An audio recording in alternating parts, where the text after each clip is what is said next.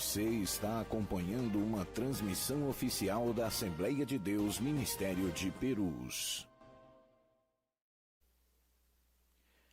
A paz do Senhor para todos, aqueles que estão aqui presentes, vocês também aí que estão nos acompanhando pelas redes sociais, Facebook, YouTube. Graças a Deus por isso, estamos aqui mais um domingo para podermos ter a nossa escola bíblica dominical. E hoje, pela graça de Deus, pelo amor dele, nós teremos uma escola bíblica dominical um pouquinho diferente, porque nós teremos aqui uma classe única e teremos como o palestrante o nosso mestre, professor, pastor, amigo nosso, Maxwell. Ele estará nos dando um fechamento aqui da nossa lição desse trimestre.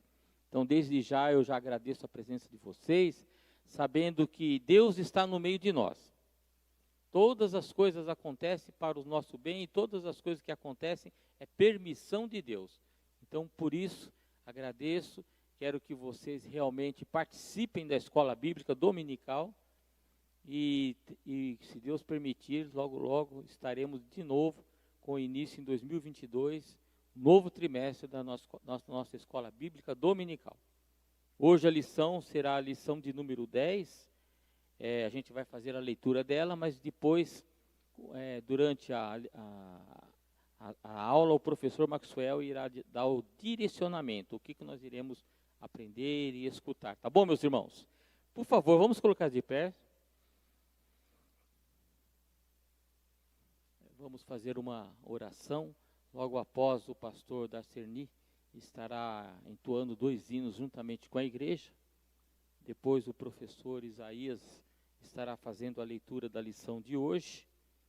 O pastor Erivaldo estará orando, outro nosso superintendente. Logo após, a palavra vai estar com o nosso professor Maxwell, tá bom? Vamos orar. Maravilhoso Deus e Pai, graças te damos, ó Deus, porque estamos reunidos aqui nesta manhã. E só estamos reunidos aqui porque Tu permitiu, porque Tu teve a misericórdia de nós e esteve conosco. Te agradecemos por tudo que tem feito em nossas vidas. Abençoe a cada aluno que está aqui nesta manhã, aqueles que não puderam vir, aqueles que ainda irão chegar, aqueles que estão nos acompanhando, ó Deus, pelas redes sociais. Peço também aos professores, continue abençoando e esteja conosco, Deus amado. Esteja conosco, é que eu lhe peço em nome de Jesus. Amém, meu Deus. Os irmãos podem se assentar.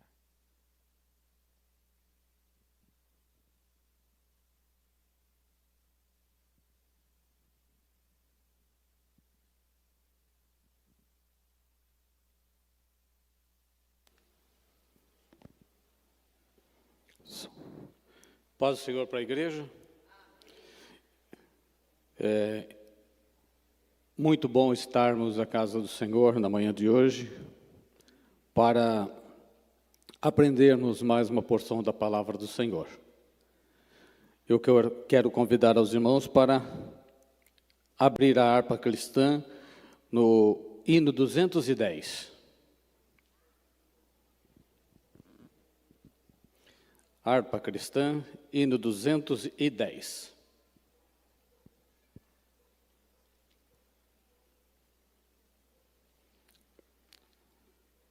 Amém? Fala, fala, Senhor, nesta hora, que ansioso te quero ouvir. Teu falar dá valor e restaura, e mais sábio me faz no porvir. Ó bendito teu nome em eterno, que tu falas a quem escutar. Teu saúde e repouso superno, de alegria e paz eternal. Fala, fala, Senhor, que conservo Tuas palavras de vida e vigor, estou pronto a seguir-te com zelo, pelas tuas veredas de amor. Ó bendito teu nome em eterno, que tu falas a quem escutar, de saúde e repouso superno, de alegria e paz eternal. Fala, fala, Senhor, que eu ouço tuas palavras com todo fervor, pois conduze ao eterno repouso. São conselhos muito ricos de amor. Ó bendito teu nome em eterno, que tu falas a quem escutar, de saúde e repouso superno, de alegria e paz eternal. Ainda cantemos o hino 107. Firme nas promessas do Senhor.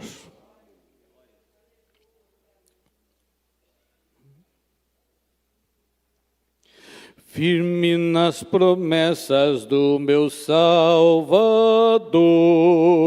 cantarei louvores ao meu Criador. Fico na dispensação do seu amor, firme nas promessas de Jesus. Firme, firme, firme nas promessas de Jesus, ó Cristo. Firme, firme, sim, firme nas promessas de Jesus. Firme nas promessas hei de não falhar, quando as tempestades vêm me assolar. Pelo verbo vivo hei de batalhar, firme nas promessas de Jesus. Firme, firme, firme nas promessas de Jesus, ó Cristo. Firme, firme, sim, firme nas promessas de Jesus. Firme nas promessas sempre vejo assim, purificação no sangue para mim. Plena liberdade em Jesus sem fim, firme nas promessas de Jesus. Firme, firme, firme nas promessas de Jesus, ó Cristo. Firme, firme, sim, firme nas promessas de Jesus. Firme nas promessas do Senhor Jesus, em amor ligado com a sua cruz. Cada dia mais alegro-me na luz, firme nas promessas de Jesus. Firme, firme, firme nas promessas de Jesus, ó Cristo. Firme, firme, sim, firme nas promessas de Jesus. Deus abençoe a igreja.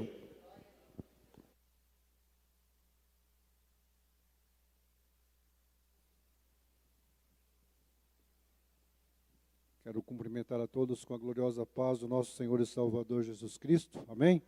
Estejamos em pé para que nós possamos ler a nossa revista, nossa lição de hoje. Para quem não tem a lição, que está nos acompanhando, a leitura bíblica em classe encontra-se na carta de Paulo aos Tessalonicenses, primeira carta de Paulo aos Tessalonicenses, capítulo 1, dos versículos 1 até o versículo 10. 1 Tessalonicenses, capítulo 1, versículos 1 ao 10. Leamos então o texto áudio e a verdade prática juntos, como de costume. Diz assim: texto áudio: porque o amor de Cristo nos constrange. 2 Coríntios, capítulo 5, versículo 14. Verdade prática. O amor cristão não é um sentimento egoísta, mas o sacrifício dos próprios desejos para o bem dos outros. Primeira Tessalonicenses, capítulo 1, versículo 1. Paulo e Silvano e Timóteo, a igreja dos Tessalonicenses, em Deus o Pai e no Senhor Jesus Cristo. Graça e paz tenhais de Deus nosso Pai e do Senhor Jesus Cristo. Sempre damos graças a Deus por vós todos, fazendo menção de vós em nossas orações, lembrando-nos sem cessar da obra da vossa fé, do trabalho do amor e da paciência, da esperança em nosso Senhor Jesus Cristo, diante de nosso Deus e Pai, sabendo, amados irmãos, que a vossa eleição é de Deus. Porque o nosso Evangelho não foi a vós somente em palavras, mas também em poder e no Espírito Santo e em muita certeza, como bem sabeis, quais fomos entre vós, por amor de vós. E vós fostes feitos nossos imitadores e do Senhor, recebendo a palavra em muita tribulação, com gozo do Espírito Santo, de maneira que fostes exemplo para todos os fiéis na Macedônia e Acaia. Porque por vós soou a palavra do Senhor, não somente na Macedônia e Acaia, mas também em todos os lugares a vossa fé para com Deus se espalhou, de tal maneira que já dela não temos necessidade de falar coisa alguma. Porque eles mesmos anunciam de nós qual a entrada que tivemos para convosco, e como dos ídolos os convertestes a Deus, para servir ao Deus vivo e verdadeiro. E esperar dos céus a seu Filho, a quem ressuscitou dos mortos, a saber, Jesus, que nos livra da ira futura. Amém. Graças a Deus. A paz do Senhor para os irmãos. Eterno Deus e glorioso Pai, no nome de Jesus Cristo, teu Filho, te louvamos e te agradecemos por essa escola bíblica dominical, uma escola de fechamento. Te louvamos pela vida de cada aluno, te louvamos pela vida de cada professor. Pedimos a tua bênção, ó Pai. Faz dessa manhã uma manhã de conhecimento, faz dessa manhã uma manhã de amadurecimento, faz essa manhã, ó Pai, uma manhã de cura para cada um de nós. Abençoa o teu filho que estará ministrando essa aula, que ele ensine na graça, na unção, com intrepidez, a tua palavra, bem como nós, ó Pai, possamos guardar no nosso coração as tuas verdades, mas muito mais do que guardá-la, por colocá-la em prática na nossa vida diária e cotidiana. Faz assim, Senhor, é o pedido do meu coração e o desejo da minha alma, no nome de Jesus. Amém. Podem sentar, amados irmãos. Eu quero ainda pedir aos irmãos que estão aqui à minha esquerda, por gentileza, irmão, vou incomodá-los para ficarem mais centralizados. E os irmãos que estão mais lá no fundo, se pudesse se aproximar um pouco mais, só para facilitar a aula do professor e até a estética ficar um pouquinho mais agradável. Com alegria, eu quero apresentar o professor, doutor, pastor Maxwell. para quem ainda não o conhece, quem estiver vendo pela internet, aproxima aqui, Max. Este jovem pastor nasceu aqui nesta igreja, cantou nas crianças desta igreja, pregou com as crianças dessa igreja, e Deus fez dele um nobre pastor, um doutor, e nunca deixou de ser crente. Nunca deixou de ser crente. Tive o privilégio de ter no meu pastorado ali na Vila Perus o trabalho do Maxwell, que só tive sucesso pela sua ajuda, e dos companheiros igual a você me ajudaram. E hoje é um doutor em teologia, é um professor, é um acadêmico, é um cientista da teologia. E isso é para a glória do Senhor. Eu gosto sempre de valorizar aquilo que nós temos na nossa casa. Às vezes a gente não conhece as pessoas, está aqui, irmão, uma pessoa de autoridade que nasceu aqui, fruto da sua oração. Tenho certeza que Deus há de falar aos nossos corações nesta noite. Amém, irmãos? Vamos ficar de pé agora. Como é que vamos receber nosso professor? Seja bem-vindo no nome de Jesus. Com a palavra, o homem de Deus.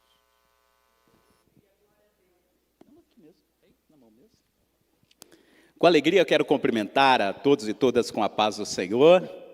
Os irmãos podem se assentar, por favor. Eu quero dar glórias a Deus pela oportunidade que tenho de poder estar aqui junto com os irmãos nesta manhã. E quero, em primeiro lugar, agradecer a Deus, agradecer pelo convite que foi formulado à presidência da igreja, a diretoria da Escola Dominical, pastor Jeremias, pastor Edson, que foi quem estabeleceu contato aqui conosco, e agradecer a todos os irmãos pela acolhida que estou tendo aqui nesta manhã, e dizer que estou muito feliz em estar aqui com os irmãos. Eu trago saudação também ali de nossa igreja, regional de Vila Perus, a minha esposa, a irmã Etienne, ela não pôde estar aqui, ela está neste momento lecionando para os surdos lá na escola dominical da nossa igreja, mas trago também a saudação dela. E dizer aos irmãos que eu estou muito feliz por estar aqui nesta manhã, e não somente pelo fato de estar na igreja sede, pelo fato de estar na catedral, mas por estar aqui na igreja onde, como o pastor Erivaldo já sublinhou, a igreja onde eu comecei o meu ministério. E foi aqui que eu iniciei o meu ministério, fui separado a cooperador, enquanto congregava aqui, e tive muitas experiências maravilhosas aqui nesta igreja. Na realidade, tecnicamente, não nessa igreja, era no antigo templo, mas é a mesma igreja. E em especial, destaco aqui nesta manhã, que foi nessa escola dominical, onde eu dei a minha primeira aula de escola dominical na vida. Foi no dia 17 de março de 2002. Eu dei a minha primeira aula na classe Sara. E foi na classe Sara, minha primeira aula foi na classe Sara, dia 17 de março de 2002. A missionária Rosalina era uma das alunas, inclusive, nesse dia. E foi uma experiência muito, muito marcante. Eu era adolescente, tinha meus 17 anos de idade, tinha terminado o curso de teologia, e tinha muita vontade de dar aula na escola dominical, e o pastor Jeremias muito me incentivou e falou: olha, você vai começar dando aula para as irmãs. E foi uma experiência maravilhosa, mas aprendi do que ensinei com as irmãs lá na classe Sara. Fiquei ali um tempo, depois teve um tempo que eu substituí vários professores em várias classes, depois fui para a classe Judá, classe dos jovens, e depois, por fim, na classe Davi. E foram experiências maravilhosas que tive aqui nessa igreja. Então, eu amo muito o trabalho da escola dominical aqui da igreja sede. E agradeço a Deus aí por esse convite. Bom, irmãos, mas eu não estou aqui para falar de mim, estamos aqui para falar do apóstolo Paulo, que é o tema do nosso trimestre, ou de como Deus usou o apóstolo Paulo e como que a vida do apóstolo Paulo pode nos trazer subsídios importantes, necessários para a nossa vida cristã. E nós temos nesse trimestre coisas que nós já aprendemos e queremos aprender ainda, fantásticas, para a nossa vida cristã. e eu quero, nos próximos minutos, conversar aqui com os irmãos a respeito de alguns temas que foram passados no decorrer deste trimestre, e quero convidar a você para que esteja bem atento, também a você que nos acompanha aí na sua casa, onde quer que você esteja. Vai ser uma satisfação, uma alegria muito grande poder contar aí com a sua atenção durante esse tempo.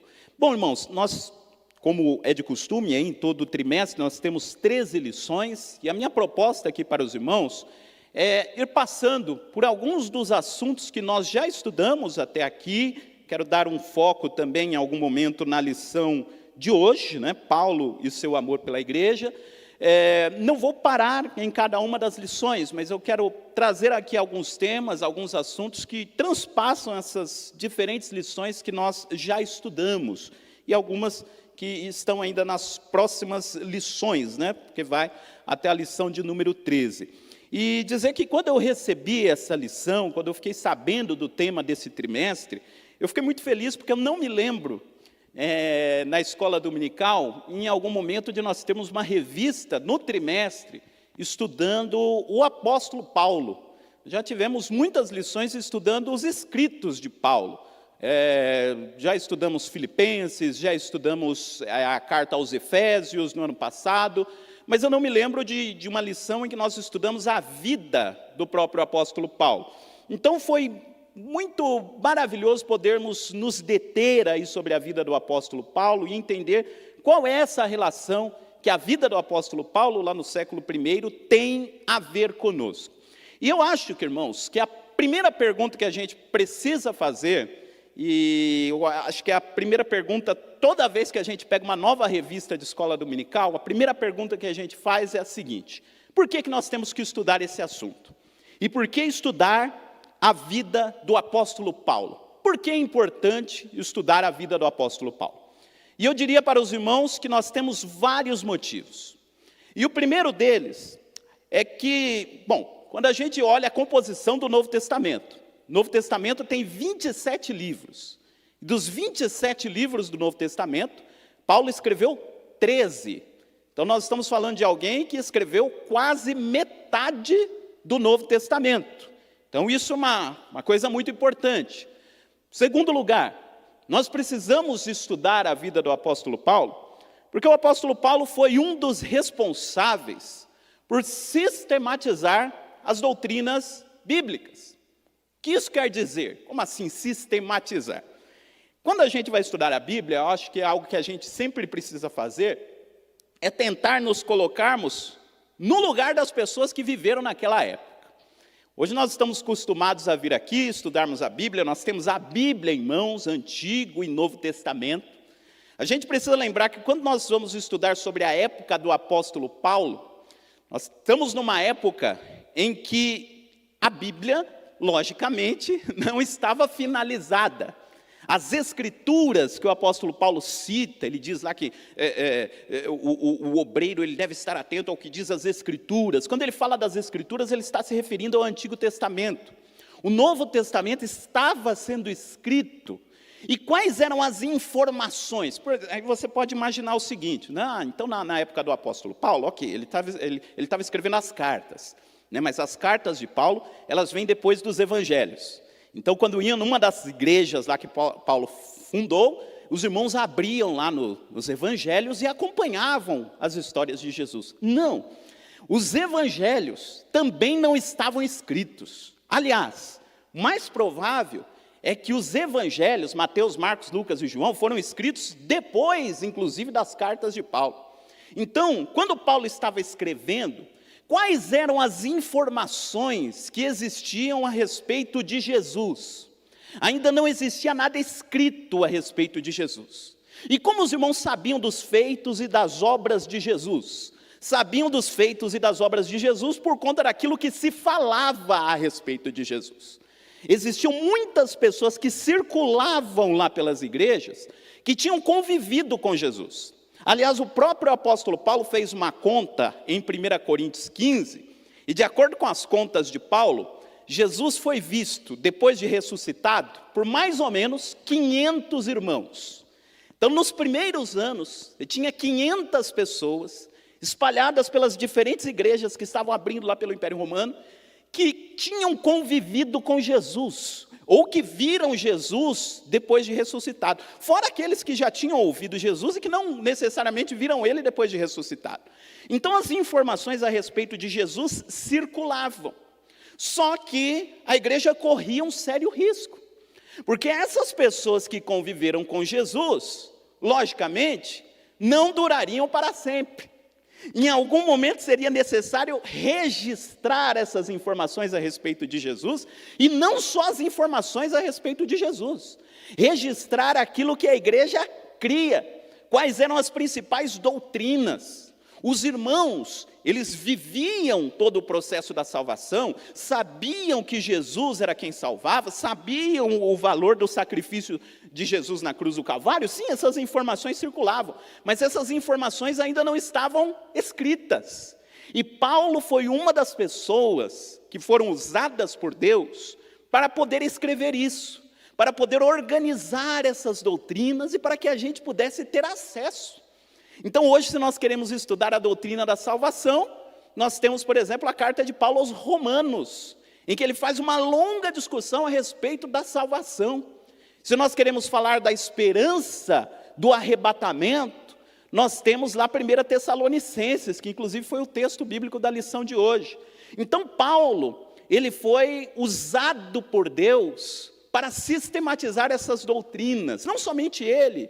Existem outras cartas na Bíblia, as cartas gerais, mas Paulo foi uma das principais pessoas que fez isso. E aqui eu abro um parênteses para a gente imaginar como é que essas coisas aconteceram, né? Porque a gente fala, Paulo foi usado para sistematizar as doutrinas. E aí a gente talvez imagina que foi assim, né? Que um anjo apareceu para Paulo, o próprio Deus falou diretamente para Paulo e disse assim: Paulo, você vai escrever 13 livros, que vão fazer parte do Novo Testamento, que é o livro sagrado, que vai ser usado pelas igrejas de todo o mundo. Então senta aí, Paulo, e vai escrevendo um a um. Mas não foi assim. Quando Paulo foi escrever cada uma das suas cartas, Paulo não fazia ideia da repercussão que aqueles escritos teriam, não somente para a sua época, mas para as épocas vindouras. Paulo foi usado por Deus para escrever as Escrituras, sem saber que estava sendo usado por Deus para escrever as Escrituras. Aliás, isso aconteceu com todos os autores da Bíblia, é o tema do próximo trimestre, né? Sem ter a consciência de que estavam escrevendo um dos livros que fariam parte do livro sagrado, a Bíblia Sagrada, Deus estava trabalhando neles para que eles fossem usados por Deus para fazer esses registros que depois foram organizados na Bíblia Sagrada. Como é que Paulo entendia as coisas, irmãos? Paulo escrevia porque surgiam problemas nas igrejas. Nós vamos falar daqui a pouco sobre isso. Surgia um problema lá em Tessalônica. E Paulo, com aquele amor, aquele zelo que tinha com a igreja de Tessalônica, escrevia uma carta e mandava para lá. Depois que escreveu a primeira carta a Tessalônica, surgiu um novo problema em Tessalônica, ele foi lá e escreveu a carta. Ele escrevia totalmente envolvido, né, nas atividades da igreja, os problemas que iam surgindo na igreja, e sem ter ideia de que era o Espírito Santo que o estava usando. Lógico, ele sabia que o Espírito Santo estava usando, mas ele não tinha essa total dimensão de que essas cartas dele depois seriam reunidas na Bíblia Sagrada. Isso para mim é algo maravilhoso, né? Como Deus, os pensamentos de Deus estão extremamente acima dos nossos pensamentos. Os seus planos são muito maiores. Então isso é fundamental para nós. Paulo, ele foi responsável por fazer essa sistematização das doutrinas bíblicas. E uma outra coisa que é fundamental no apóstolo Paulo. Paulo, ele próprio, se denomina como o apóstolo dos gentios. O apóstolo dos gentios. Para nós hoje, isso pode soar assim muito natural. Mas Paulo, ele foi responsável por estar na linha de frente de um dos maiores problemas que a igreja do primeiro século atravessava. E qual era o problema? Era um problema que talvez para nós não tenha mais essa dimensão, e graças a Deus que não tem mais essa dimensão, mas lá na época tinha uma dimensão imensa. E que se esse problema não tivesse sido resolvido lá atrás, nós teríamos esse problema até hoje. E qual é o problema? Fazer com que a igreja entendesse que o evangelho era tanto para judeus quanto para gentios. Nós não temos mais problema com isso. Mas na época em que os escritos do apóstolo Paulo foram escritos, isso era um problemão. E por quê? Pelo seguinte, o evangelho, lógico, começou com Jesus, e Jesus ele era judeu. Jesus nasceu numa família judia. Jesus nasceu dentro de uma tradição, do judaísmo, dentro de uma tradição da religião judaica. E foi a partir dali que ele pregou em Israel, pregou para judeus. Inclusive o próprio Jesus, ele, embora tivesse o seu ministério voltado para judeus, em vários momentos ele disse, eu estou pregando para judeus, mas a minha mensagem não é só para judeus. Em João 10 ele diz, eu tenho outras ovelhas que não são deste aprisco. Como querendo dizer, tem gentios que vão receber a mensagem, não sou eu que vou levar, vocês que vão levar lá na frente. Minha mensagem é para todos. E vários gentios que vieram ter contato com Jesus, Jesus sempre os recebeu, enfim, não é o tema do nosso tema hoje. Mas veja, sempre o propósito de Deus foi alcançar a toda a humanidade. Só que o evangelho começou com os judeus. E lá no livro de Atos dos Apóstolos, aparece de forma muito clara os conflitos que tiveram por conta disso. Porque muitos judeus, ao se converterem, tinham a seguinte consciência: ok, nós nos convertemos, nós conhecemos a Cristo, só que a gente é judeu, a gente é filho de Abraão, a gente é descendência de Abraão. E para eles, é como se eles estivessem em vantagem em relação aos outros povos. Tinha até gente que dizia, não, deve-se pregar o evangelho aos gentios, deve-se pregar o evangelho para os outros povos, mas nós, judeus, é como se a gente tivesse um privilégio a mais em relação aos outros, porque nós somos o povo da promessa. E tinha um grupo que era mais radical e que dizia o seguinte, não, pode pregar o evangelho para os gentios, desde que os gentios sigam tudo que está lá na lei de Moisés. Tem que, assim, o conflito foi tão grande, que tiveram que fazer a primeira convenção da história, está lá em Atos capítulo 15, não é? E mesmo depois daquela convenção, os conflitos ainda continuaram surgindo. E onde é que eu quero chegar no apóstolo Paulo? Paulo foi uma das pessoas usadas por Deus para estar na linha de frente da resolução deste conflito. Paulo, tanto na teoria quanto na prática, foi usado por Deus para mostrar que o mesmo evangelho que deveria alcançar os judeus, deveria alcançar os gentios. E Paulo foi usado por Deus para dizer o seguinte, não é que Deus tem dois povos, Deus tem os judeus e Deus tem a igreja, não. Paulo ele foi usado por Deus, e esse é o tema lá da carta aos Efésios, ele discute isso na carta aos Efésios, ele diz, Deus tem um povo, e esse povo se chama a igreja do Senhor Jesus. E quem é que faz parte da igreja do Senhor Jesus? E ele diz lá claramente aos Efésios, fazem parte tanto judeus quanto gentios. E dos dois, e assim, é fascinante como Paulo diz isso lá aos Efésios. Ele diz, dos dois povos, aí você diz, ele vai falar que dos povos, dois povos, Deus fez um novo povo. E não é isso que ele diz. Ele diz, dos dois povos, Deus fez um novo homem. E aí você diz, é estranho, acho que o apóstolo Paulo confundiu a palavra, porque dos dois povos ele fez um novo povo. Não, ele diz lá aos Efésios, que dos dois povos Deus fez um novo homem. Porque a ideia de Deus, o projeto de Deus, não era só fazer um novo povo chamado igreja. É fazer uma nova humanidade a partir da igreja. Não é só um povo, é mais do que um povo. É um povo que tem em si a consciência de que Deus quer restaurar todas as coisas, de que Deus quer estabelecer por meio da sua igreja um novo padrão de humanidade. O negócio é tão sério que Paulo diz, de judeus e de gentios, Deus quer criar uma nova humanidade, um novo jeito de ser humano. É muito profundo isso. Mas Paulo é que esteve nisso, envolvido nisso, de mostrar que para Deus não há mais distinção entre judeus e gentios. Os judeus tinham uma missão que era de trazer o Messias ao mundo. E quando o Messias veio ao mundo para trazer a salvação para todos os povos. E eu abro aqui um parênteses para dizer para os irmãos como isso era tão sério naquela época. Para os irmãos terem uma ideia, no Templo de Jerusalém, o Templo de Jerusalém, que era muito bonito, né? Até os discípulos de Jesus elogiaram a estrutura do templo, né? Lá em Mateus 24. O Templo de Jerusalém ele era dividido em várias partes. Tinha lá o lugar santo dos santos, o lugar santo, como os irmãos sabem. Mas na época de Jesus, tinha lá os pátios. O povo não podia entrar no templo, no santo dos santos, no lugar santo, né? Mas tinha o pátio, que era onde o povo podia ficar. E lá no pátio, tinha o pátio dos judeus. Se você era judeu, você podia entrar nesse pátio, que era o pátio mais próximo do templo.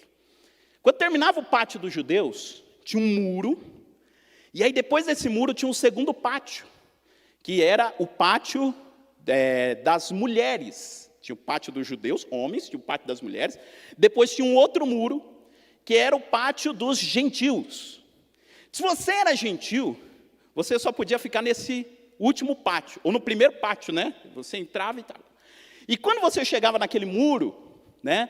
Diz que algumas pessoas descobriram que tinha no muro uma plaquinha. E a plaquinha dizia o seguinte: olha, se você não é judeu e você ultrapassar esse muro, você vai ser o responsável pela sua morte. Era bem essa a ideia. Se o gentil ultrapassasse aquele muro, ele corria o risco de ser morto, porque existia uma separação entre gentios e judeus. Os gentios, eles viam o templo de longe, eles não podiam passar os muros, tinham muros, literalmente muros que separavam judeus e gentios. E teve gente que aceitou a Jesus e que veio com essa mentalidade do muro na cabeça, de que existia uma divisão entre judeus e gentios. E quando ele escreve aos Efésios, por exemplo, os irmãos Efésios, a maioria da igreja dos Efésios, eram irmãos que se converteram, que eram gentios. Eles, antes de serem crentes, eles não eram do povo de Israel. Alguns deles nem sabiam quem era Moisés, Abraão, a lei. E aí eles se convertiam e ficavam sabendo dessas coisas, e alguns falavam: mas e agora? A gente se converteu, mas nós somos cidadãos de segunda categoria. Tem um muro lá em Jerusalém que separa a gente, né? E aí o apóstolo Paulo, escrevendo aos Efésios, diz que Jesus derrubou o muro de separação que havia entre judeus e gentios. Aí alguém podia falar: mas o muro continuou existindo lá em Jerusalém. Paulo não está falando do muro literal de Jerusalém. Ele está falando da divisão que existia entre judeus e gentios. Para Deus é um único povo, formado de judeus e formado de gentios. Essa foi a principal missão do apóstolo Paulo. Levar o evangelho aos gentios e mostrar que os gentios são co-herdeiros, coparticipantes da promessa que Deus fez a todos nós. E deu certo, né, irmãos? Porque nós estamos aqui. Imagina se o muro tivesse sido... O evangelho não teria chegado a todos os lugares do mundo. Então foi essa missão que o apóstolo Paulo fez. Então, só daí, dá para a gente ter uma ideia das dificuldades que o apóstolo Paulo teve em seu ministério. O apóstolo Paulo, durante o seu ministério, teve que, por muitas vezes, enfrentar conflitos com pessoas que tinham essa mentalidade da divisão. Muitas vezes ele teve que enfrentar conflitos com pessoas da própria igreja, que não entendiam essa universalidade do evangelho. E também ele teve muita dificuldade com os seus compatriotas judeus, né? Porque para os judeus, a gente vai falar isso daqui a pouco, e ele era visto como um traidor, como alguém que traiu a sua tradição. E, aliás, é sobre isso que eu quero falar agora. Falar um pouquinho das origens do apóstolo Paulo. E o que a gente sabe a respeito da vida do apóstolo Paulo, que nos ajuda a entender um pouquinho da sua missão. A gente já entende qual é essa missão de Paulo. Aliás, essa missão de Paulo foi entregue para ele no dia em que ele aceitou Jesus. Irmãos, lembram? A gente teve uma lição sobre isso, né? Lição 3, a conversão de Saulo de Tarso. Quando ele aceitou Jesus, ele recebeu uma profecia. E veja que profecia ele recebeu quando aceitou Jesus. A profecia que ele recebeu é o seguinte: eu vou te mostrar o quanto você deve padecer pelo meu nome. Você já imaginou, irmão? Você acaba de aceitar Jesus, Deus faz um milagre na sua vida, e a primeira mensagem que você recebe é alguém dizendo, né? Olha, filho, você vai sofrer muito pelo meu nome, né? E foi dito, você vai levar o meu evangelho aos gentios, você vai falar diante de reis, tem uma carreira de muito sofrimento que você vai ter lá. Então Paulo passou por tudo que passou, consciente de que Deus o havia chamado para isso. E depois é que a gente vai entender lá no fim por que ele tinha uma resiliência muito grande, uma tranquilidade muito grande, inclusive para tratar das questões referentes à morte, que são as últimas lições, as últimas 2 lições que falam sobre isso. Mas antes de falar disso, falar um pouquinho então sobre a origem do apóstolo Paulo. Quem era o apóstolo Paulo? Então Paulo, irmãos, ele tinha mais ou menos a mesma idade de Jesus. É provável, é que não dá para fixar assim com precisão o ano em que Paulo nasceu. Mas há quem diga que ele tem aí poucos anos de diferença em relação a Jesus. É provável que ele tenha nascido no ano 5 depois de Cristo, outros dão outras datas. Mas é provável que ele seja alguns anos mais novo do que Jesus, né, no que diz respeito se a gente comparar a data que um e outro nasceu. No entanto, ele não conviveu com Jesus. Embora, talvez em algum momento, os dois estivessem muito próximos, porque Paulo estudou em Jerusalém, e Jesus, de tempos em tempos, ia a Jerusalém.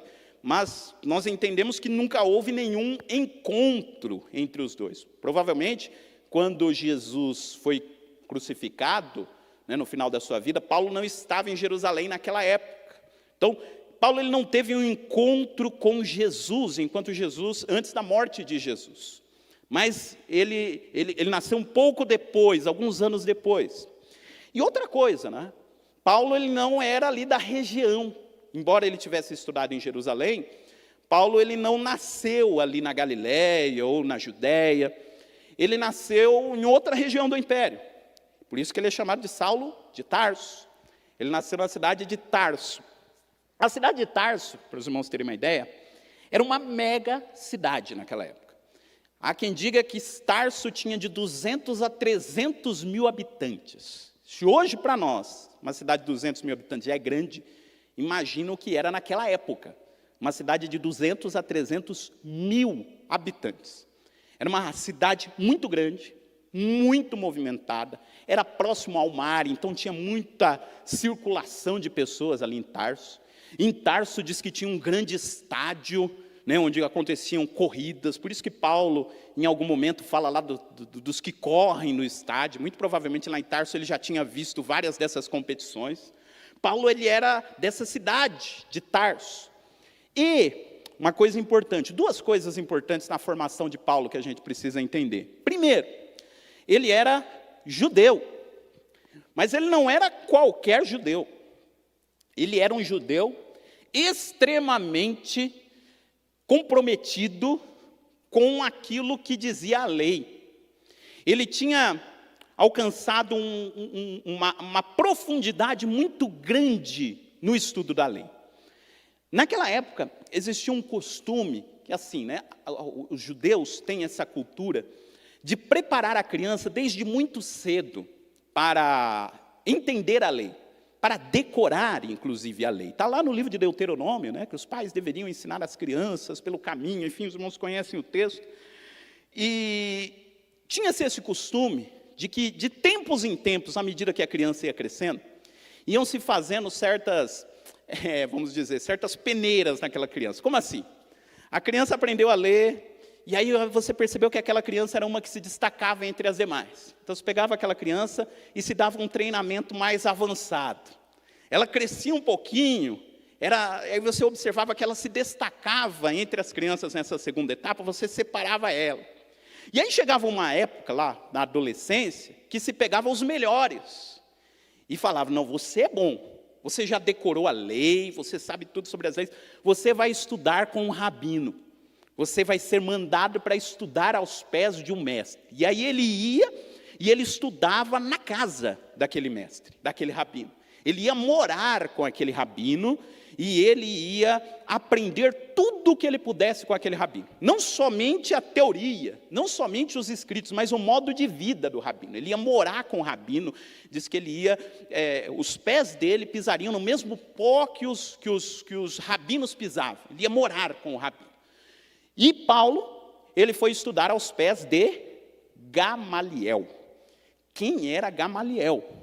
Gamaliel era um dos principais rabinos da época.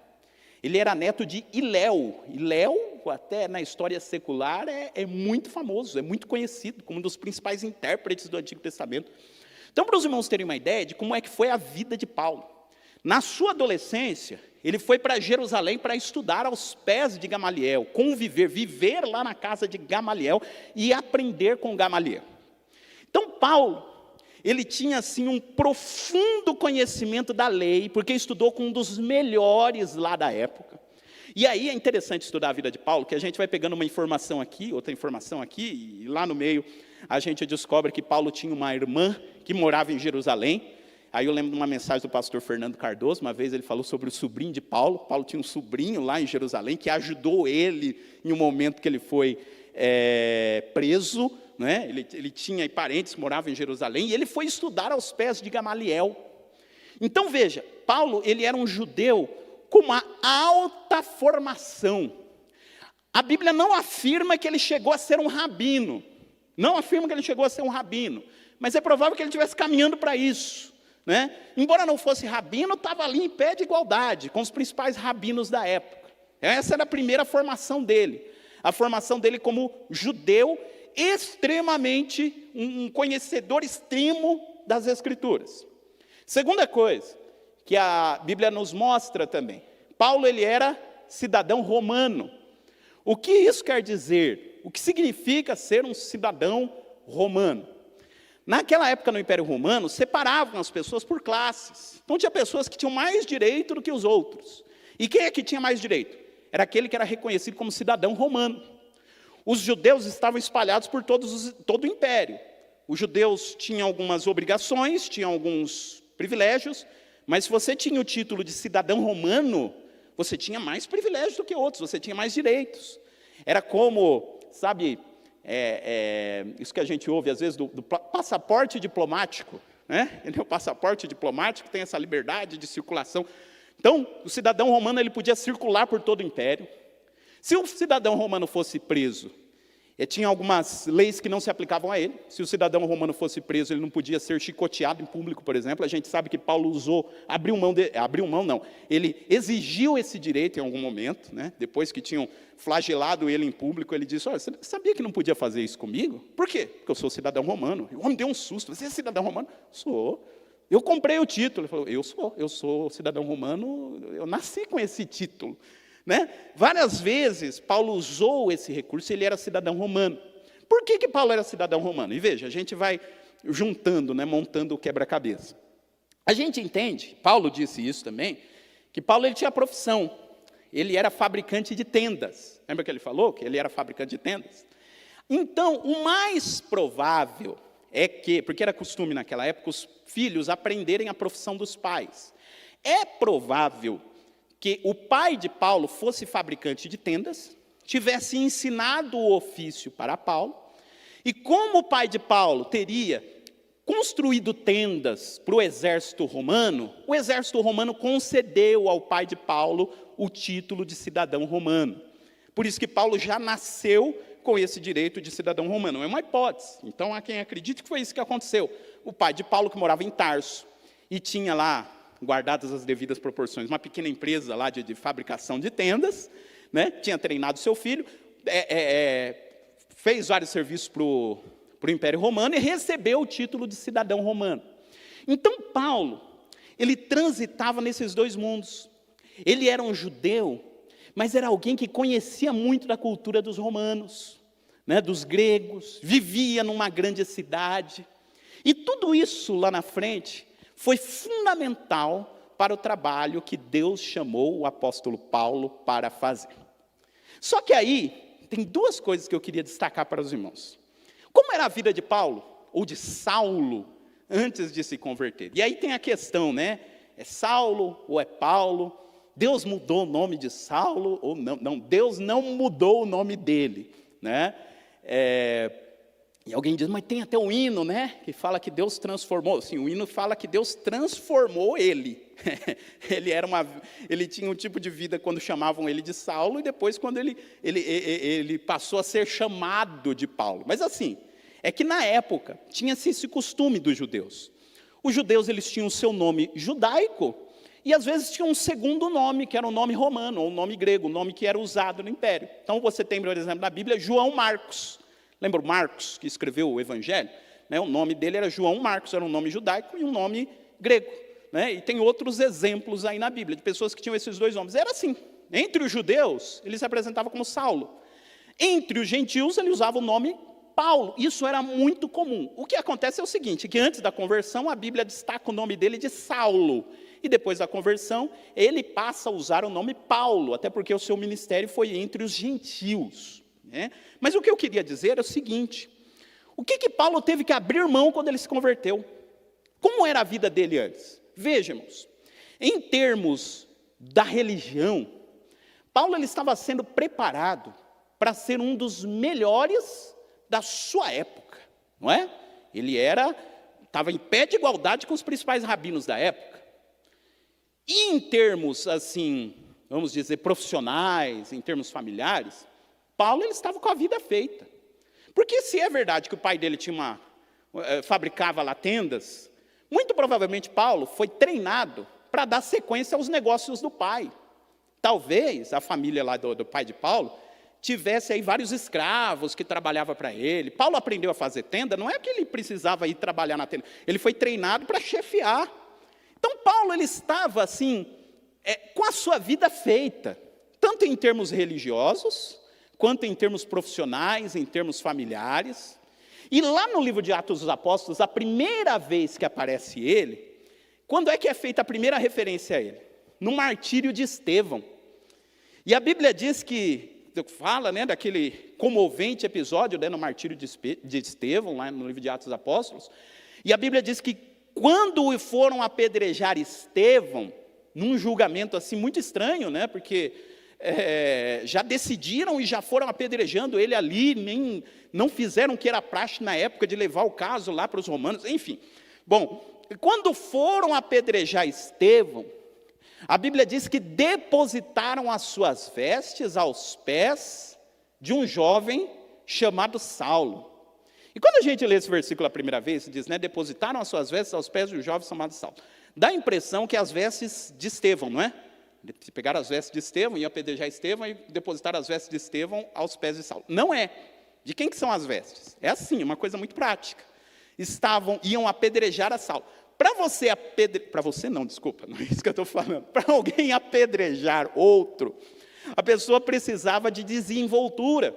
E eles tinham longas vestes. Então o que acontecia? No momento do apedrejamento, a pessoa que ia atacar a pedra tirava as suas vestes para ter mais desenvoltura, para pegar a pedra e jogar. Então as pessoas que foram escolhidas ou que iam apedrejar Estevão, eles tiraram as suas vestes e precisavam deixar as vestes com alguém. Com quem que deixaram as vestes? Com Saulo. É como se Saulo estivesse ali, vendo o que ia acontecer, e Saulo dissesse, não, tem que apedrejar mesmo. Pode ir lá jogar pedra, eu cuido da sua capa.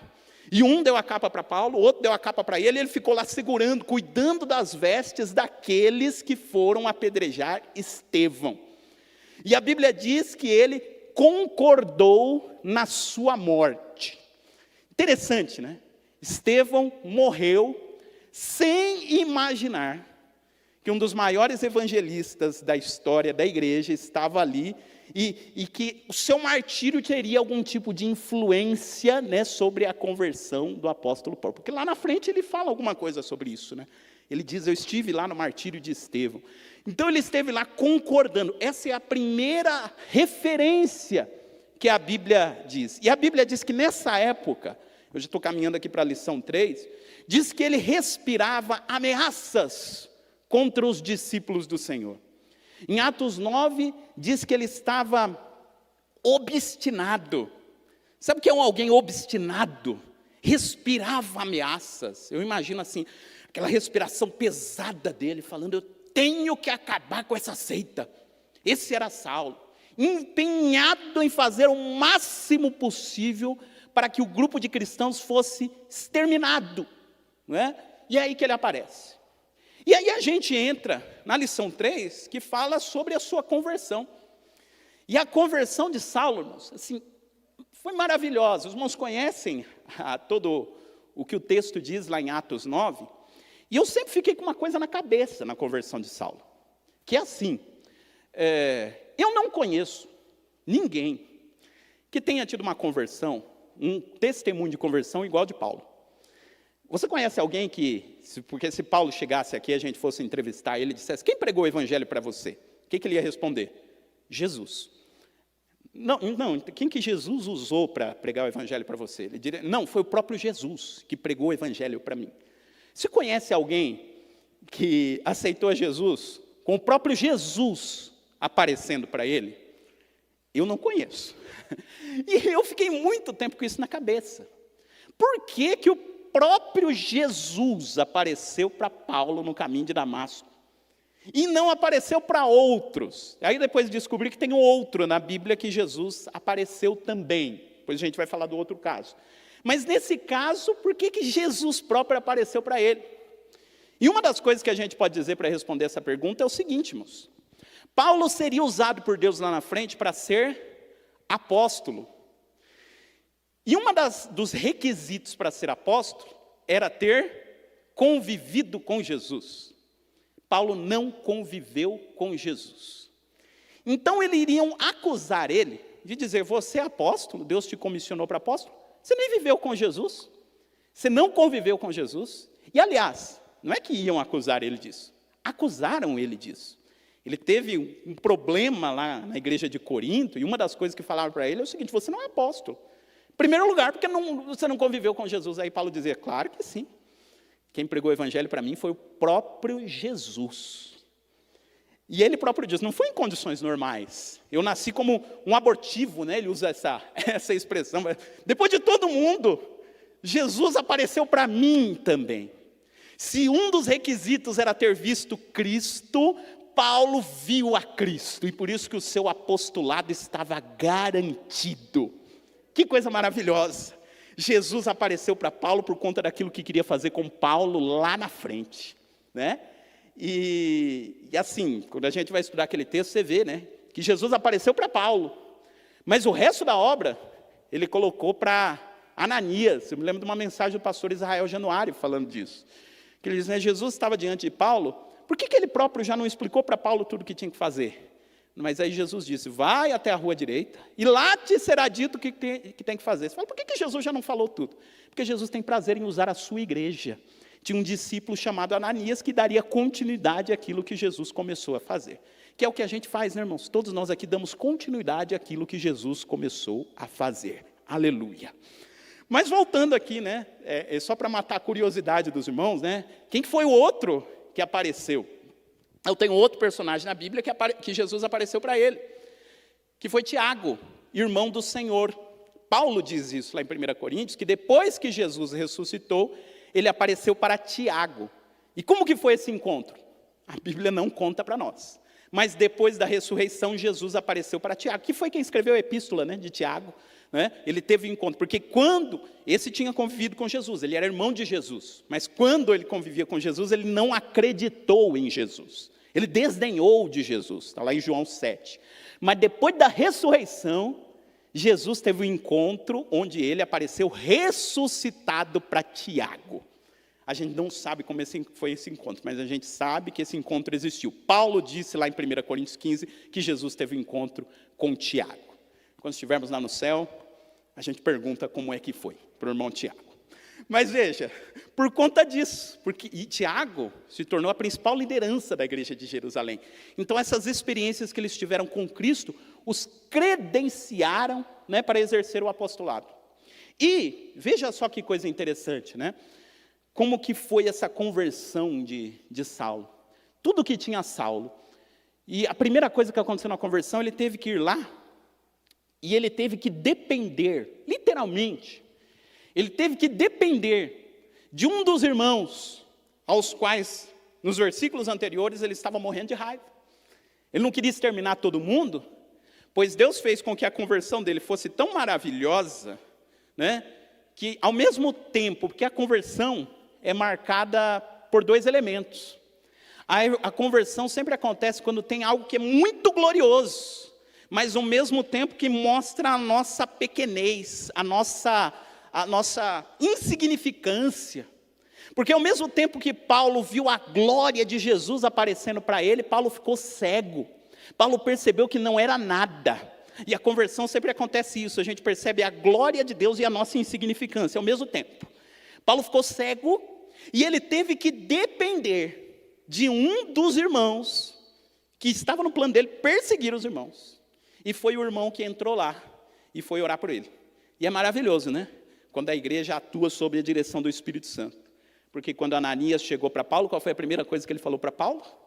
Irmão Saulo, o mesmo Jesus que te apareceu no caminho, me mandou aqui para que eu orasse para você, para que você torne a ver e para que você seja cheio do Espírito Santo.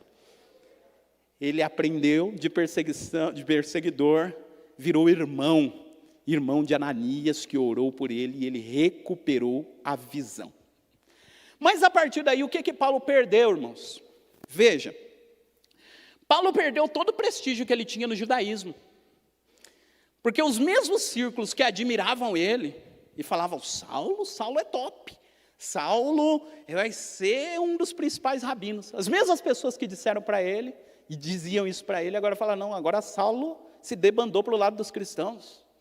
Saulo passou a ser perseguido por aqueles que antes o admiravam. De tal forma que a Bíblia diz que ele teve, imagina essa situação, ele teve que sair fugido da cidade dentro de um cesto. Já pensou passar numa situação como essa? Querem te matar, e aí fazem você passar por cima do muro dentro de um cesto. O fariseu que estava com a sua vida feita lá atrás, olha até que ponto ele chegou. Ele perdeu todo o prestígio que ele tinha entre as sinagogas. Ele perdeu tudo por amor a Cristo. E profissionalmente também, Paulo teve que abrir mão de muita coisa. Lembra que eu falei que ele tinha sido treinado para dar sequência aos negócios do pai? Só que para dar sequência aos negócios do pai, ele teria que viver em Tarso, né, na sua cidade de origem. Mas Deus chamou ele para ser um missionário. E como é que ele ia cuidar dos negócios do pai, se Deus chamou ele para ir de cidade em cidade pregando o evangelho? Como é que Paulo ia se sustentar? Talvez lá em Tarso ele teria uma oficina com vários escravos, com muita gente trabalhando para ele. Ele teve que abrir mão de tudo isso para cumprir o ministério que Deus deu para ele. E é por isso que Paulo diz que ele trabalhava noite e dia. Quando ele fala isso, é literalmente. Porque Paulo ele podia se sustentar. E naquela época, Paulo precisava se sustentar. E naquela época tinha-se esse hábito. Os mestres, eles poderiam exigir pelos seus serviços. Ele poderia ir na igreja e dizer, olha, eu sou um mestre para vocês, e eu quero que vocês me sustentem. Eu quero que vocês mantenham o meu salário, para que eu possa pregar o evangelho para vocês. E Paulo até faz essa discussão em uma das cartas, que ele diz que se ele tivesse feito isso, ele não teria feito errado. Mas ele abriu mão de fazer essas coisas, para que ninguém dissesse que ele estava enriquecendo às custas da igreja. Que coisa interessante. E sem fazer isso, a igreja de Corinto o acusou. Uma das coisas que a igreja de Corinto, que um grupinho lá da igreja de Corinto acusou, é que Paulo queria se beneficiar da igreja, e Paulo diz, olha, eu nunca exigi um centavo de vocês.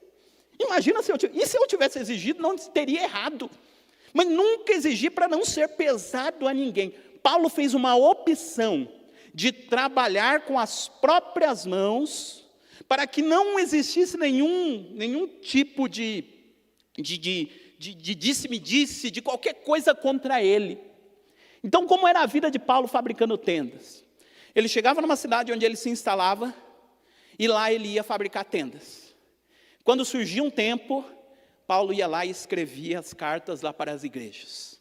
Ia para outra cidade. Ele não tinha clientela fixa. Imagina a dificuldade que Paulo passava, né? E aí a gente vai vendo a vida pessoal de Paulo, né? Paulo, ele teve, provavelmente ele adquiriu ao decorrer da vida um problema de visão, né? Porque ele escreve lá aos Gálatas, com grandes letras vos escrevi, e aí quem entenda que isso é literal. Paulo chegou em algum momento que ele estava com um problema na visão, ele não tinha óculos, né? Então ele escrevia com grandes letras lá. E ele diz ainda para os Gálatas, eu sei que vocês, se pudessem, arrancariam os olhos e dariam para mim. Paulo em algum momento desenvolveu alguma doença na vista, né? Era a dificuldade que ele tinha ali. Teve uma das viagens que ele ficou doente no meio do caminho, ele teve que parar numa cidade, ficar ali alguns dias. Então veja, Paulo desenvolveu isso, e Paulo trabalhava noite e dia, e ele escreve isso, inclusive lá aos Coríntios, né? Ele fala das vigílias, dos dias em que ele tinha tantas atividades para fazer, e ao mesmo tempo que tinha que dar conta daquilo que estava acontecendo nas igrejas do Senhor. Até aqui uma curiosidade, irmãos, né? Às vezes a gente está lendo alguns escritos de Paulo, e parece que às vezes Paulo, ele muda de assunto assim muito rápido, né? Você está lendo um assunto no versículo de baixo, parece que ele vai para outro assunto, assim, abrupto. E por quê? Então acredita-se que era isso que acontecia. Paulo tinha lá entre uma tenda e outra, ele tinha um tempinho que ele escrevia um pouco, ou ditava, né, para um dos seus secretários lá para anotar, e aí tinha que ir lá fazer outra atividade. Depois, no outro dia, ele voltava a escrever, aí já estava em outro raciocínio, né? Aí dava continuidade na carta. Era no meio dessas atividades todas que Paulo estava pregando o Evangelho, né? E veja que coisa, né? Às vezes a gente reclama da nossa correria toda que tinha. Eu queria ser igual os irmãos lá na igreja primitiva, que tinha todo o tempo livre. Paulo não tinha todo o tempo livre, não. Estava na correria de uma coisa, estava na correria de outra. E no meio disso tudo, preocupadíssimo com as igrejas, com aquilo que as igrejas estavam passando. E que tem, inclusive, a ver, irmãos, com a lição de hoje, né? Quer dizer, Paulo ele não sentou para escrever um livro de teologia. Não, os problemas iam surgindo na igreja e Paulo ia escrevendo as cartas, iam mandando as cartas. Teve igrejas que surgiam muitos problemas, como a igreja de Corinto. Paulo teve que escrever 2 cartas, mais outras 2 que não estão na Bíblia. E teve igrejas onde não precisou escrever nenhuma carta. Não tem nenhuma carta de Paulo à igreja de Bereia, por exemplo. Diz que os irmãos lá de Bereia, o pessoal da sinagoga, comparava tudo lá. Aparentemente não teve nenhum problema, mas teve igrejas que surgiram problemas e Paulo teve que escrever. E no meio desses escritos, e é isso que é impressionante no apóstolo Paulo, porque para Paulo ele ia escrever, acho que despretensiosamente. E aí Paulo ia falando de uma coisa, e parece que quando ele estava escrevendo, ele lembrava de uma coisa maravilhosa que Deus tinha mostrado para ele, e ele começa a falar daquela coisa maravilhosa, e Paulo vai a fundo, e fala sobre tudo aquilo, e depois ele volta lá no problema que ele tinha se disposto a resolver. Já conversou com alguém assim? Né? Você está às vezes num bate-papo assim, despretensioso, mas aí a pessoa é tão usada por Deus que ela começa a falar coisas profundas, profundíssimas. Assim era o apóstolo Paulo. Nessas cartas que ele escrevia para resolver o problema das igrejas, surgiam assim coisas profundas que Deus havia revelado para ele e ele transmitia às igrejas. Então eu estou falando tudo isso, irmãos, para mostrar para os irmãos tudo aquilo que o apóstolo Paulo perdeu por amor a Cristo. Perdeu a posição que ele tinha no judaísmo, perdeu a carreira que ele tinha profissional, familiar. Tudo isso ele teve que abrir mão para poder executar o ministério, o chamado que Deus havia dado para ele. Bom, prosseguindo um pouquinho mais aí na história do apóstolo Paulo,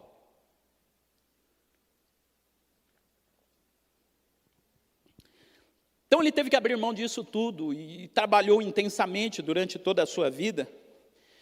E aí, quando a gente vai lendo com atenção o livro de Atos dos Apóstolos, a gente percebe uma coisa. Paulo ele se converteu lá em Atos capítulo 9. E às vezes a gente acha que ele se converteu e no outro dia ele já estava lá, né, na obra missionária, já estava saindo lá pelas igrejas, pregando. Mas Paulo, mesmo sendo quem ele era, mesmo tendo o conhecimento que ele tinha, ele passou por um processo muito longo de preparação da parte de Deus para poder exercer o ministério que Deus tinha dado para ele. Entre a conversão de Paulo, que deve ter acontecido quando ele tinha aí por volta dos seus 28 anos de idade, 28 anos é muito provavelmente a idade que Paulo tinha quando Jesus apareceu para ele no caminho de Damasco, até Paulo começar lá o seu ministério missionário, foram pelo menos 13 anos.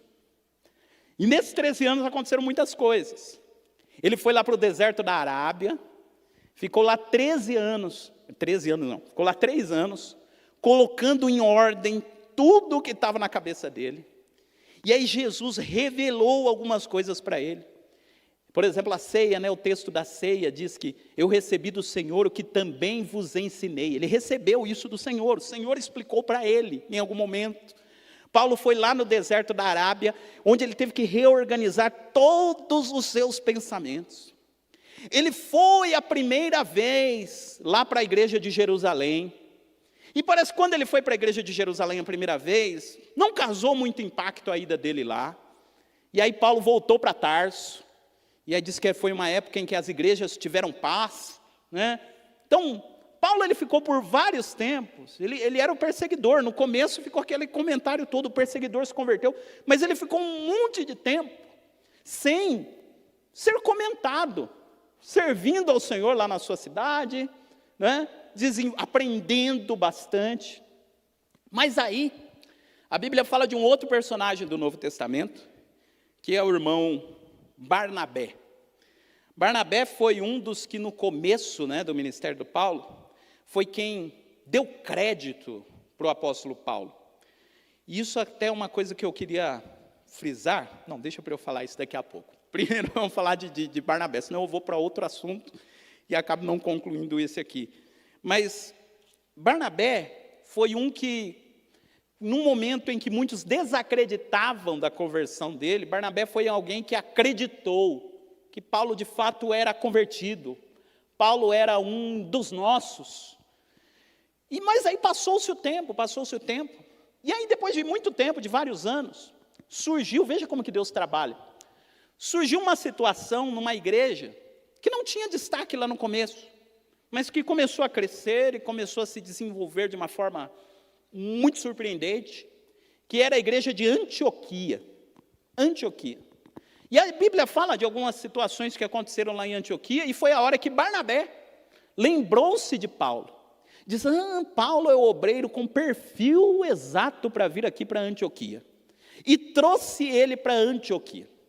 E olha o que aconteceu em Antioquia.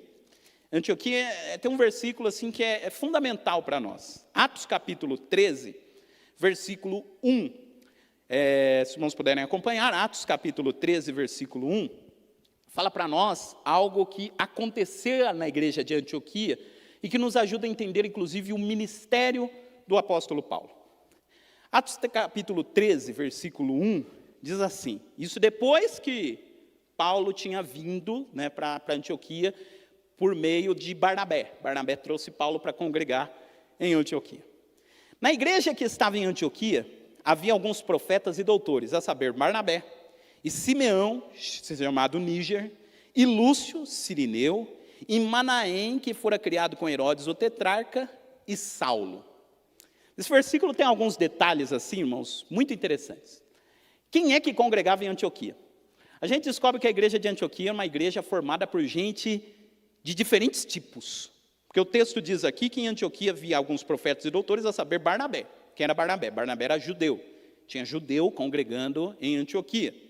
Mas diz lá que também tinha um Simeão, chamado Níger. Olha a ideia aqui do nome hebraico e do nome romano, ou nome grego, Simeão era o nome dele hebraico, e ele era chamado Níger.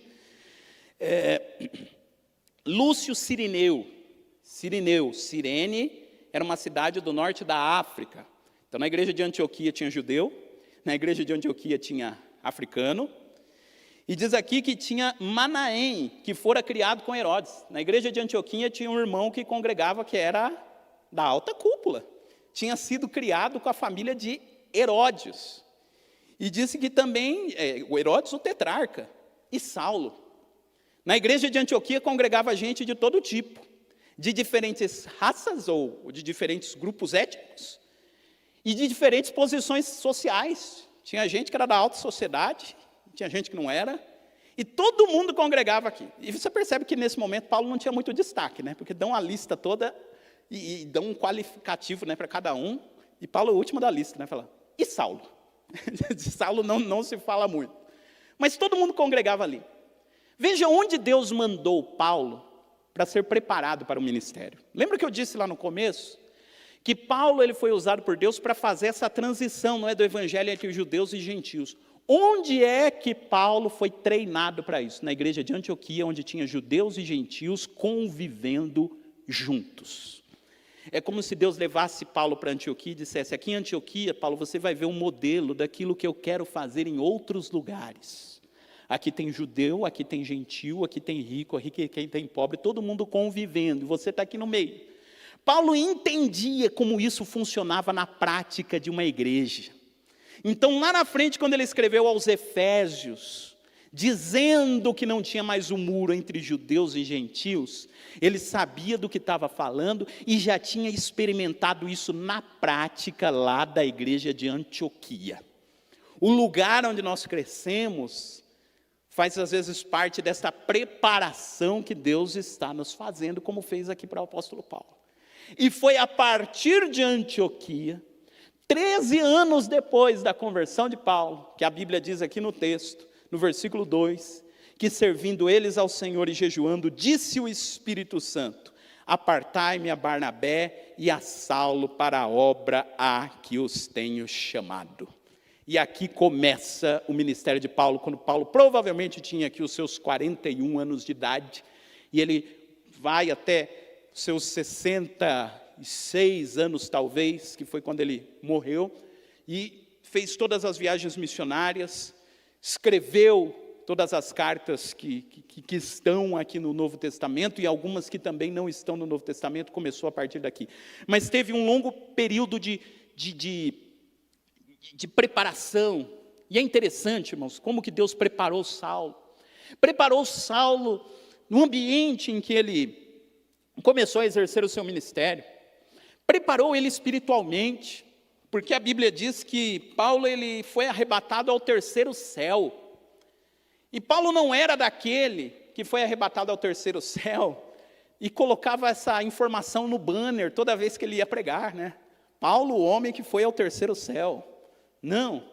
Paulo, ele conta que foi ao terceiro céu 14 anos depois. Parece que pouquíssima gente, ou talvez ninguém soubesse disso. 14 anos ele deixa escapar essa informação quando vai falar para os coríntios. E lá no começo, inclusive, ele nem revela que era ele. E aí no meio do texto ele diz que foi ele, que foi arrebatado até o terceiro céu, que Deus permitiu, né, que fosse colocado um espinho na carne para que ele não se exaltasse. Porque as duas coisas estavam presentes na vida do apóstolo Paulo constantemente. A glória e o reconhecimento da glória do Senhor, junto com o reconhecimento da nossa insignificância. Isso deve acontecer constantemente conosco todo dia, irmãos.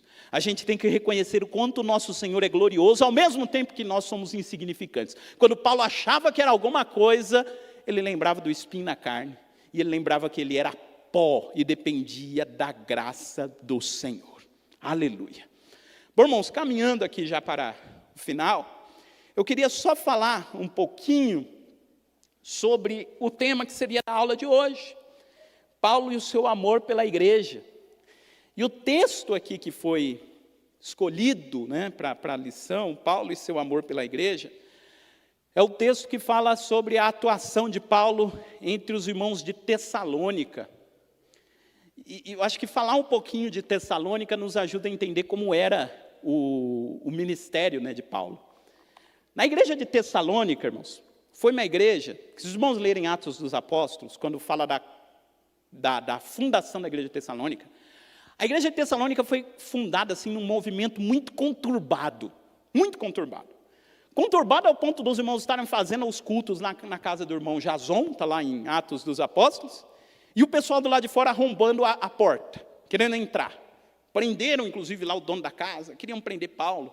Paulo teve que sair fugido de lá, e foi para outra cidade. Quando ele chegou na outra cidade, o pessoal que queria prender ele em Tessalônica, achou ele na outra cidade, e aí ele teve que fugir lá para Atenas, foi lá para Atenas, depois foi para Corinto, onde fundou a igreja de Corinto.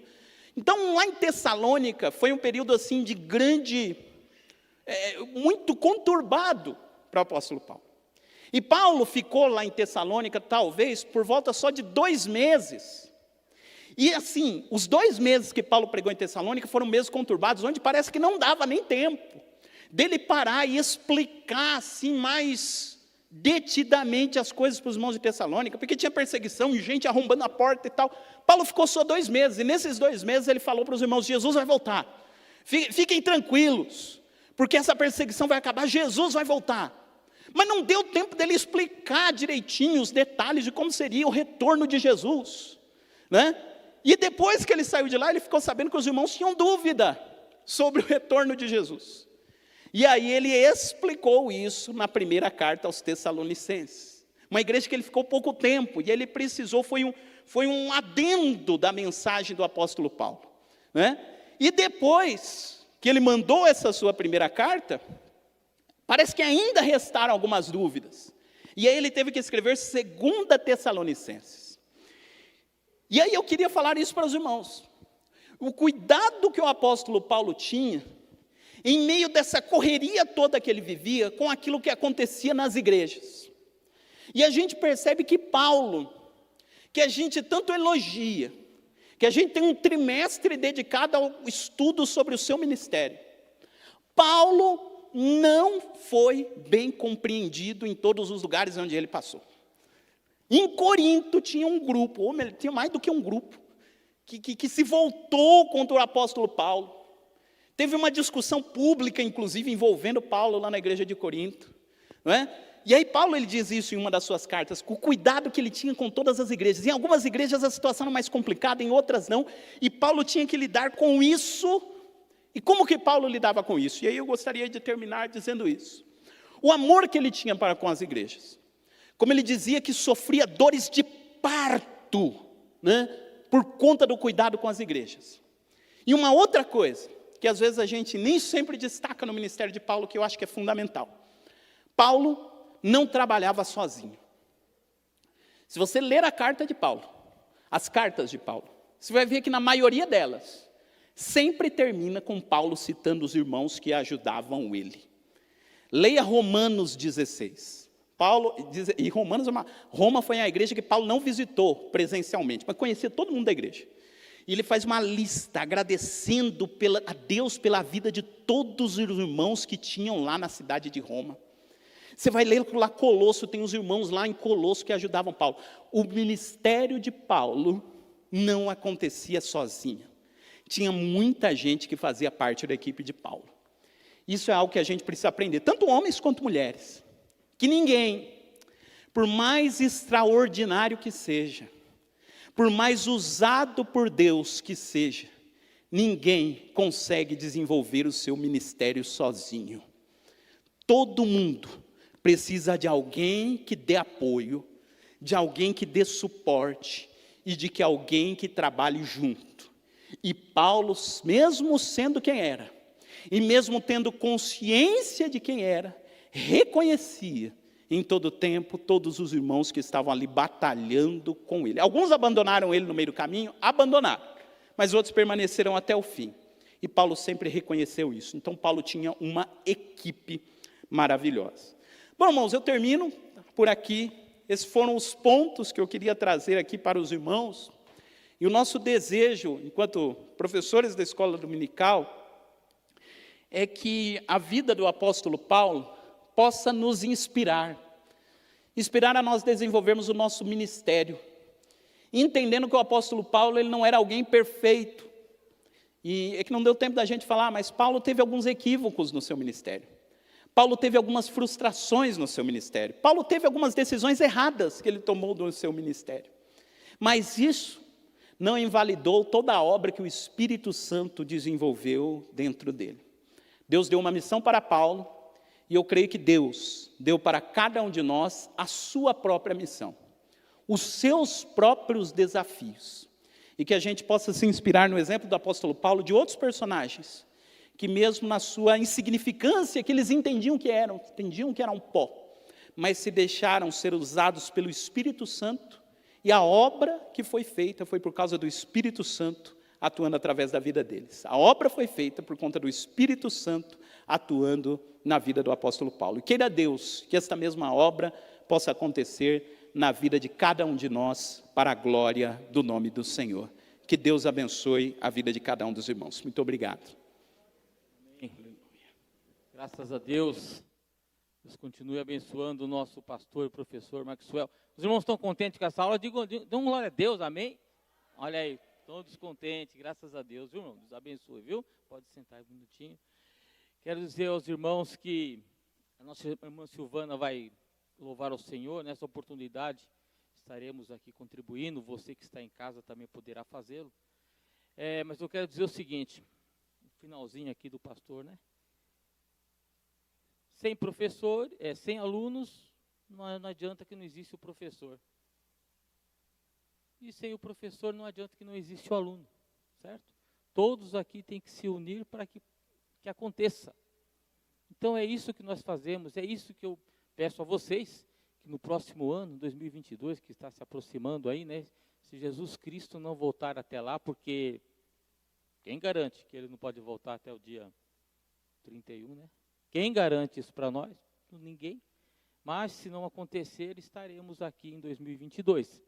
Por isso eu peço a dedicação de vocês, continue vindo para a escola dominical. Parece que não, mas cada ensinamento, por mais que você saiba, você aprende mais e você quer mais. Tá bom, meus irmãos?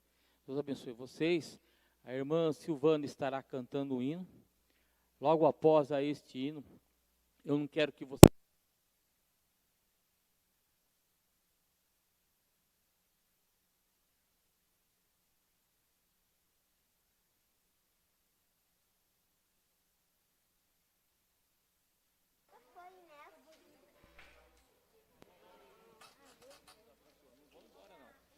E quero dizer para vocês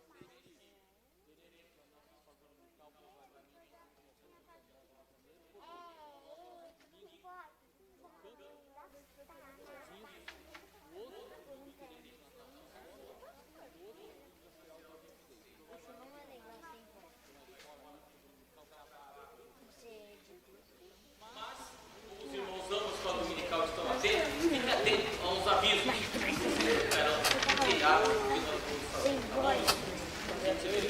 Quero dizer também que a partir dos nossos filhos aqui estarão falaremos sobre a Bíblia, muito importante, Bíblia, tá bom? Então,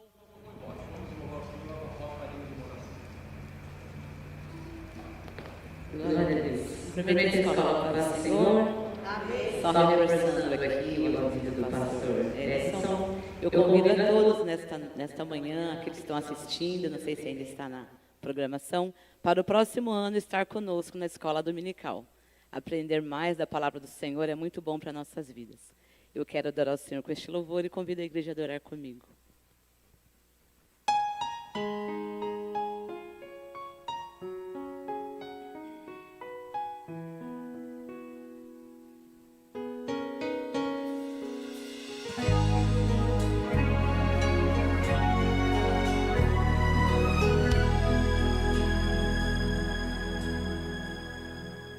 Eu sei que a caminhada é tão difícil de seguir. É tão bom estar sorrindo quando tudo vai bem. Eu quero ver tua fé quando o mundo te esquecer. Lembrarás que eu sou teu Deus. Deixarás te levar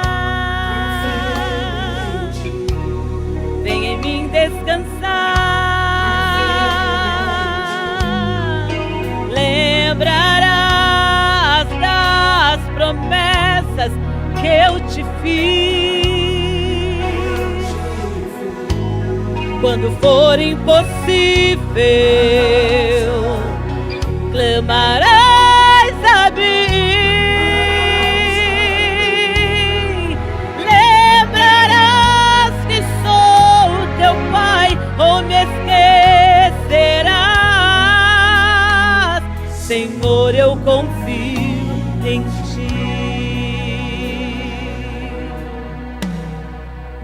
Eu sei que a caminhada é tão difícil de seguir. É tão bom estar sorrindo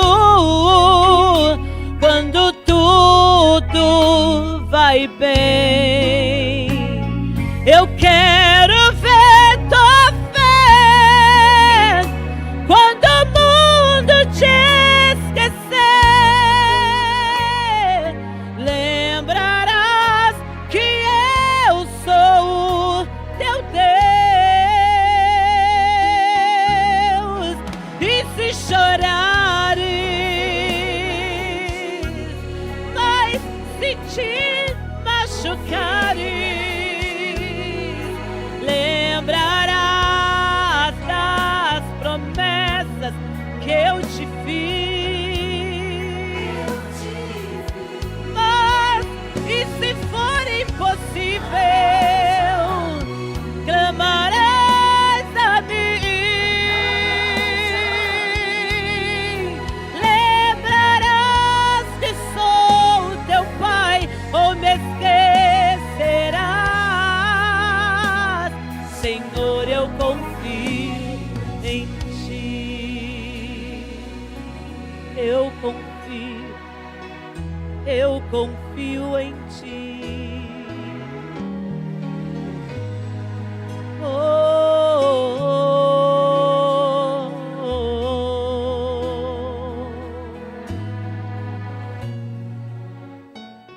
Pai, eu confiarei. Pai, eu confiarei. Pai, eu confiarei. Oh, oh, oh, oh. Pai, eu confiarei. Pai, eu confiarei. Pai, eu confiarei. Eu confiarei. Pai, eu confiarei. Pai, eu confiarei.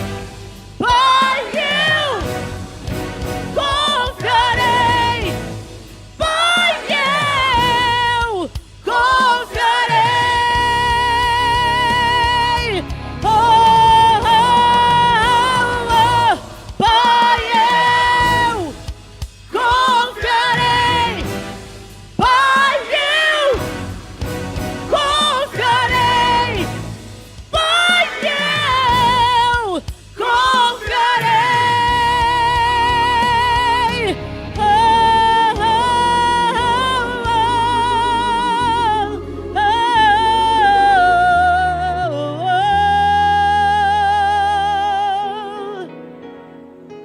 Onde quer que vá e o que tiver que passar, confiarei.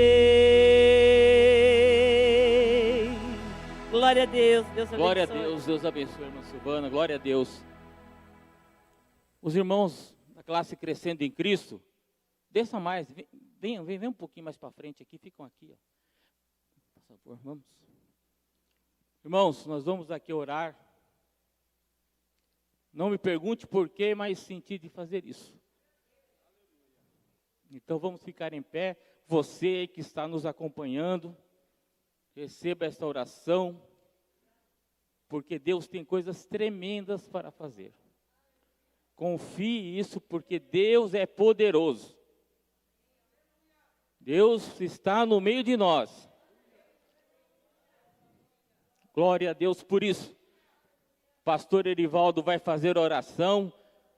Vocês confiam em Deus, E a vitória vai chegar. Porque Deus é tremendo. Deus é tremendo. Escola Dominical Fantástica 2021, aqui, agora, em nome de Jesus. Sintam a presença de Deus nessa manhã. Glória a Deus. Aleluia. Glória a Deus.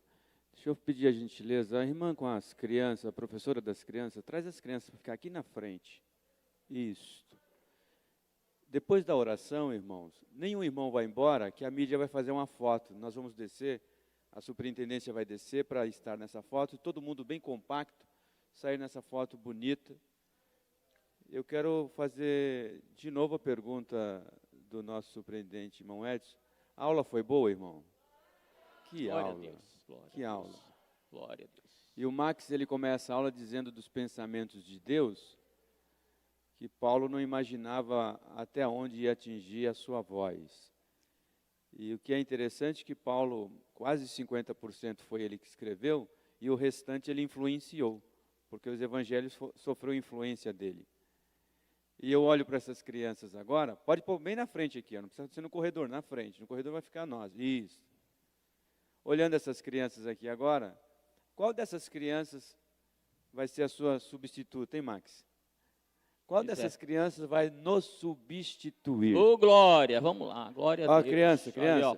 esse professor aqui, ó, Glória a Deus. faz assim, Max, para ele te ver. Aí, ó. Esse professor cantou no conjunto de vocês, hoje ele é pastor. Amém, glória a Deus. Vamos orar? Vamos. Eterno Deus e Ó glorioso Deus. Pai, no nome de Jesus Cristo, teu Filho, te louvamos e te agradecemos pelo teu amor e pela tua misericórdia. Muito obrigado por essa escola bíblica dominical ao longo de 2021. Muito obrigado pela vida de cada professor, muito obrigado pela vida de cada aluno. Quantas dificuldades, quantos embaraços, quantos irmãos ficaram no meio do caminho, ó Pai, por conta das fatalidades que estamos enfrentando. Mas nós aqui chegamos e Ebenezer até aqui nos ajudou ao Senhor. Nós te pedimos, ó Pai, toda sorte de bênção, como foi cantado, profetizado pela irmã Silvana nessa manhã. Nós confiaremos no Senhor, nós confiaremos no Senhor, nós confiaremos na Tua mão, nós confiaremos no Teu socorro, nós confiaremos na Tua ajuda. Sê conosco, ó Pai. Coroa de êxito, ó Pai, a vida de cada professor, de cada aluno, que ao término deste ano seja tal qual foi a aula desta manhã, que possamos estar, ó Pai, comprometidos com a Tua palavra, comprometidos com o Teu reino. Sabemos que podemos perder algumas coisas nesta vida, mas para que Teu nome seja glorificado e engrandecido, ó Pai, precisamos estar em sintonia com a Tua vontade, com o Teu querer. Não sabemos aonde a nossa voz alcançará, mas que Teu nome seja glorificado, ó Pai, na vida de cada um, que Teu nome seja exaltado e engrandecido. Ó Pai, que a Tua bênção nos alcance, coroa de êxito, recompense a cada um de nós com bênçãos superiores, com bênçãos inferiores, ó Pai, e que nós possamos estar convictos, ó Pai, do Teu socorro, da Tua ajuda e da Tua presença no nosso ministério, na nossa vida, na nossa história. Faz assim, Senhor, é o pedido do meu coração e o desejo da minha alma, no nome de Jesus. Amém. Graças a Deus, está encerrado. Deus abençoe a todos, em nome de Jesus.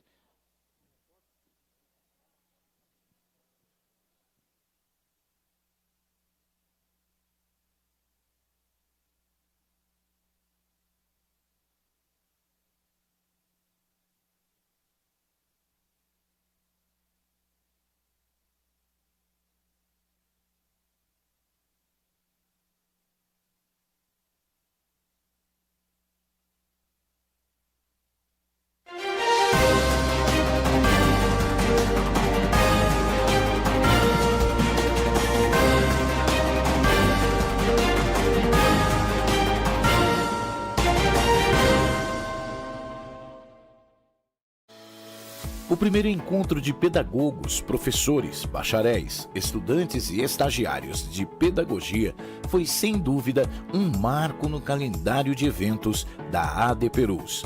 Centenas de profissionais dedicaram a manhã deste sábado, dia 4 de dezembro, para refletir sobre desafios da educação. foram abordadas questões éticas, morais, administrativas e jurídicas. O encontro também ressaltou as oportunidades no vasto campo de trabalho que é a educação. Por isso, os educadores receberam orientações práticas para o ingresso em instituições de ensino. Além de serem estimulados ao empreendedorismo, os profissionais puderam entregar currículos que vão integrar um banco de talentos para serem informados de concursos e projetos seletivos em órgãos públicos e privados. O encontro reavivou um fato, por vezes esquecido ou minimizado: a importância do educador, que não pode ser substituído por recursos tecnológicos e é fator decisivo em qualquer processo de ensino-aprendizagem.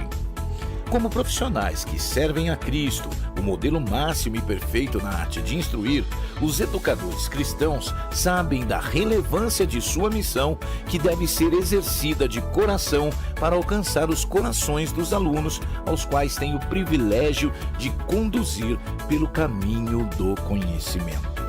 AD Perus, desde 1947, abençoando o Brasil. As redes sociais mudaram a forma como respondemos a muitos estímulos da sociedade. As plataformas digitais são muito úteis, mas precisam ser usadas com sabedoria e para a glória de Deus. Faça com que os seus amigos e seguidores saibam que a sua vida pertence ao Senhor Jesus. Eles também precisam ser informados que você tem o passaporte carimbado com o sangue de Jesus para chegar no céu. E a melhor notícia é que seus amigos também podem ir. Pesquise por @ADPerusOficial para seguir no Instagram e curtir no Facebook. Vamos inundar as redes sociais com a mensagem de esperança que só o Evangelho traz. Levar uma mensagem de esperança, aliado a projetos sociais que alcançam milhares de vidas, só é possível pela fidelidade daqueles que compreendem que os dízimos e ofertas são um ato de amor e fé. Além da entrega tradicional nos templos, você pode acessar o portal adperus.com.br/contribuir ou utilizar o Pix. A chave da AD Perus é o CNPJ 63098-552/1000 contra dígito 02. Para depósitos e transferências, utilize o Banco Bradesco, agência 2216 dígito 0, conta corrente 515 dígito 0. Ou Banco do Brasil, agência 1700 dígito 0, conta corrente 80300 dígito 6, em nome da Igreja Evangélica Assembleia de Deus, Ministério de Perus, CNPJ 63098-552/1000 contra dígito 02. A sua cooperação e fidelidade são fundamentais na realização desta grande obra. AD Perus, desde 1947, abençoando o Brasil.